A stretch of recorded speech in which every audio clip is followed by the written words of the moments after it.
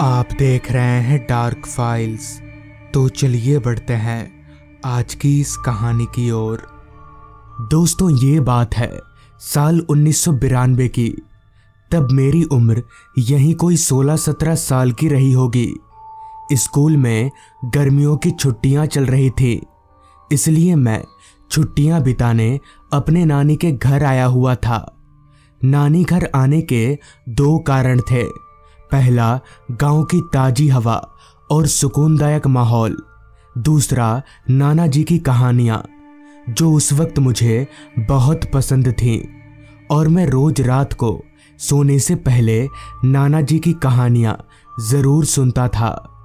उस रात भी खाना पीना करके मैं सीधे नाना जी के कमरे में चला गया तो नाना जी खिड़की के पास कुर्सी लगाकर ठंडी हवाओं का लुत्फ उठा रहे थे, क्योंकि उन दिनों गांव देहातों में बिजली की सुविधा नहीं हुआ करती थी। खैर, नाना जी मुझे देखते ही समझ गए कि मैं उनसे कहानी सुनने आया हूं, जिस पर नाना जी ने मुझसे कहा, आओ बैठो, कहानी सुनोगे? मैंने अपना सिर हाँ में हिलाया और नाना जी के बगल में दूसरी कुर्सी डालकर बैठ गया। बैठते ही नाना जी ने बताना शुरू किया। बात आज से यानी 1992 से 40 साल पुरानी है।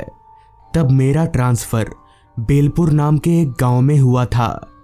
तब ना तो मेरी शादी हुई थी और ना ही कोई परिवार था। अकेला आदमी झोला उठाया और बेलपुर गांव पहुंच गया। डाकिये का काम इतना आसान भी नहीं होता है।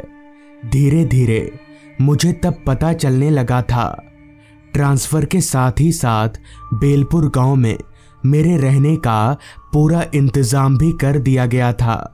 मुझे अच्छे से याद है, काम पर वो मेरा पहला दिन था। उसी दिन से मेरे सर पर इतना काम आ गया था कि मुझे सांस लेने तक की फुर्सत नहीं थी। सारा काम निपटाते निपटाते वक्त का कुछ पता ही नहीं चल रहा था।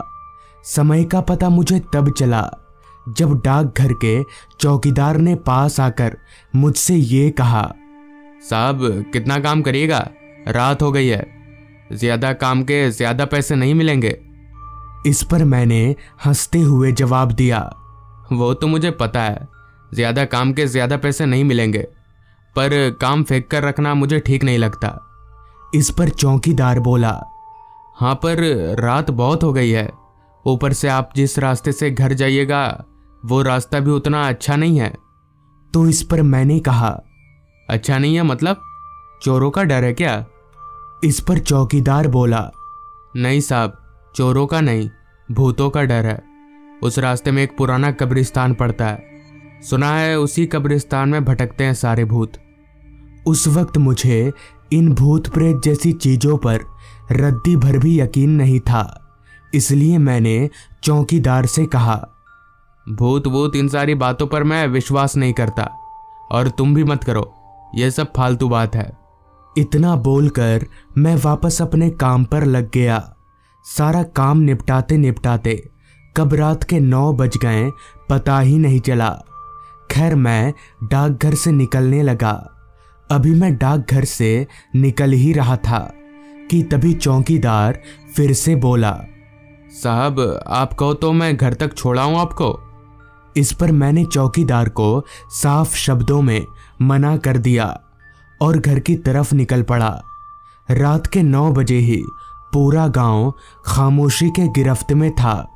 घरों के बाहर कहीं कोई आदमी नजर नहीं आ रहा था।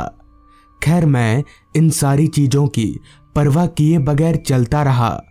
हालांकि मेरे पास टॉर्च था, मगर अंधेरा इतना ज्यादा घना था कि टॉर्च रास्ता दिखाने में नाकाम सी साबित हो रही थी। चलते हुए मैं उस रास्ते पर पहुंचा जहां एक भी घर नहीं था, मतलब कि वो रास्ता गांव से थोड़ा बाहर की तरफ था और वो कब्रिस्तान जिसके बारे में चौकीदार बता रहा था वो भी इसी रास्ते पर था। रास्ते के दोनों बाजू सिर्फ घना जंगल था, जिस वजह से चांद की रोशनी भी उस रास्ते पर सही से पहुंच नहीं पा रही थी टॉर्च की लाइट के सहारे अभी मैं उस रास्ते पर अपने घर की तरफ आगे बढ़ ही रहा था कि तभी मुझे ऐसा लगने लगा जैसे कोई मेरे साथ चल रहा हो। किसी और के कदमों की आवाज तो मुझे आ ही रही थी, साथ ही साथ बीच बीच में किसी का शरीर भी मेरे शरीर को छू रहा था।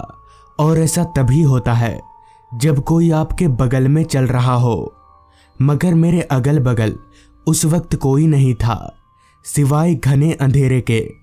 मुझे बहुत अजीब लगा कि आखिर ऐसा क्यों और कैसे हो रहा है। खैर मैं इसे अपने मन का वहम मानकर चुपचाप चलता रहा। कुछ देर चलने के बाद ही मुझे दूर से वो कब्रिस्तान नजर आने लगा। हालांकि वो एक पुराना कब्रिस्तान था। बहुत सालों से उसमें ना तो एक लाश दफनाई गई थी और ना ही किसी इंसान का आना जाना था। मगर पता नहीं कैसे इतना पुराना होने के बावजूद भी वो कब्रिस्तान दूर से चमक रहा था, जैसे वो अभी थोड़ी देर पहले ही बना हो। खैर घर जाने के लिए मुझे उस कब्रिस्तान को पार करना था, लिहाजा मैं उस कब्रिस्तान के करीब जाने लगा। किसी और के कदमों की आवाज अभी भी मेरे कानों में आ ही रही थी। चलते चलते मैं जैसे ही उस कब्रिस्तान के पास रुका तो मैंने ये साफ तौर पर महसूस किया कि वो कदमों की आवाज धीरे धीरे मेरे से दूर कब्रिस्तान की तरफ अंदर चली गई। वहां रुककर मैं नजर भरकर उस कब्रिस्तान को देखने लगा कि आखिर लोग इस कब्रिस्तान से इतना डरते क्यों हैं, क्योंकि मुझे वहां पर उस कब्रिस्तान के अंदर डरने जैसा कुछ भी लग नहीं रहा था। तभी मैंने मन ही मन में खुद से कहा, चलो थोड़ा अंदर जाकर देखता हूँ, अगर कोई भूत वूत दिख गया तो हाल समाचार पूछता जाऊंगा। ये सोचकर मैं कब्रिस्तान के अंदर दाखिल हो गया। जैसा कि वो कब्रिस्तान काफी पुराना था और उसमें लोगों का आना जाना नहीं था, इसलिए कब्रिस्तान के अंदर जंगल जैसा हो गया था। इसलिए मुझे ज्यादा अंदर जाना ठीक नहीं लगा, क्योंकि भूत हो या ना हो इस जंगल में सांप जरूर होंगे। ये सोचते हुए मैं वापस लौटने के लिए अभी पीछे मुड़ ही रहा था कि तभी मेरी नजर उस कब्रिस्तान के थोड़ा अंदर झाड़ियों के पीछे चमकती आग जैसी किसी चीज पर गई। मुझे काफी हैरानी हुई कि आखिर इस कब्रिस्तान में आग किसने जलाया होगा। जिज्ञासावश मैं उस आग के पास जाने लगा तो कुछ आगे जाते ही मैंने जो देखा उसे देखकर मैं क्या बड़े बड़े भी कांप जाते हैं, क्योंकि वहां जो आग जल रही थी उस आग के ऊपर एक बड़ी सी कढ़ाई चढ़ी हुई थी और उस कढ़ाई में इंसानी शरीर के कटे हुए टुकड़े तैर रहे थे। और सबसे ज्यादा डरावनी बात कि उस कढ़ाई के आसपास काफी सारे लोग बैठे हुए थे, मगर उन सभी का चेहरा आम इंसानों की तरह बिल्कुल भी नहीं था। उन सभी की आंखें चमक रही थी। तभी उनमें से एक शख्स ने कढ़ाई में तैरते एक इंसानी शरीर के पैर को अपने हाथों से उठाया और जानवरों की तरह चबाकर खाने लगा। मेरा दिमाग अब तक पूरी तरह से सुन्न पड़ चुका था। मैं वहां से भागने ही वाला था कि तभी उसी आदमी ने एक नजर मेरी तरफ देखा। उसने मुझे इस तरह से देखा था जैसे उसे पहले से ही मालूम हो कि मैं यहीं पर हूं। जिसके बाद मैंने ना आओ देखा ना ताओ, वहां से जो दौड़ लगाई सीधे घर पहुंचकर ही रुका।